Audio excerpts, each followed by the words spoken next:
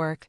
Donald Trump says he ordered military airstrikes on a senior attack planner and others from the Islamic State (IS) group in Somalia. These killers, who we found hiding in caves, threatened the United States and our allies, Trump posted on social media. The strikes destroyed the caves they live in and killed many terrorists without, in any way, harming civilians. In a post on X, the Office of the President of Somalia said they had been informed of the U.S. strike targeting senior IS leadership in the northern part of the country. The BBC could not independently verify reports of casualties. Trump did not name any of the people targeted in strikes. The president ended the post with, "The message to ISIS and all others who would attack Americans is that we will find you and we will kill you." In a post on X, the Office of Somalia President Hassan Sheikh Mohamud said he acknowledges the unwavering support of the United States in the fight against international terrorism and welcomes the continued commitment under the decisive leadership of President Donald Trump. The post also said the latest operation reinforces the strong security partnership between Somalia and the United States in combating extremist threats. In a statement, U.S. Defense Secretary Pete Hegseth said our initial assessment is that multiple operatives were killed in the airstrikes and no civilians were harmed. Hegseth said the strikes further degrade the ability of IS to plot and conduct terrorist attacks and sends a clear signal that the United States always stands ready to find and eliminate terrorists. He said the strikes were carried out in the Golis Mountains in northeast Somalia. The government of Puntland, a region of northeast Somalia, thanked international friends who participated in the airstrikes that killed high-ranking members of IS.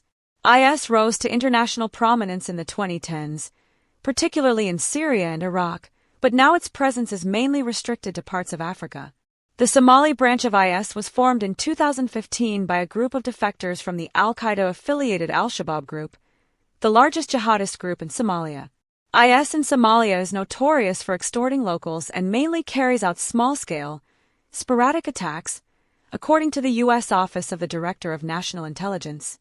Trump, in his statement on Saturday, also took a swipe at the former administration, stating the U.S. military had targeted this particular IS planner for years, but accused Joe Biden and his cronies of not acting quickly enough to get the job done. "I did. U.S. forces killed IS leader, Bilal al-Sudani, and 10 of his operatives in a remote mountainous cave in northern Somalia in 2023, in an operation ordered by Biden.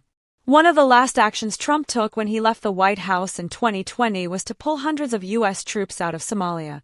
He has now ordered the first attacks on the nation less than 2 weeks after his return. Trump maintains he does not want the U.S. involved in other countries' conflicts, while Biden had wanted to wind down America's involvement in post-9/11 conflicts. But Somalia is seen differently by Washington.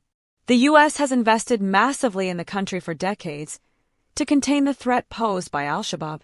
Trump ordered strikes in his first term, despite pulling troops out in the 11th hour of his presidency. Biden reversed that decision when he took over in 2021 in order to keep a continuous U.S. presence. So far in his second term, Trump has kept troops there. But it is likely he may eventually take a different approach, not just on Somalia but the African continent as a whole.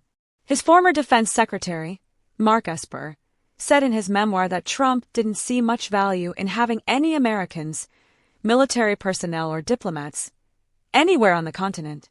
This may be more so the case with Somalia, where Al-Shabaab are seemingly growing more resilient, and the U.S. may decide it is not worth it. Trump 1.0 saw him deprioritizing U.S. outreach to Africa. He hosted 2 sub-Saharan African leaders but never visited the continent. Trump 2.0 will likely view Africa through a competitive lens, due to U.S. adversaries Russia and China hugely expanding their trade influence on the continent.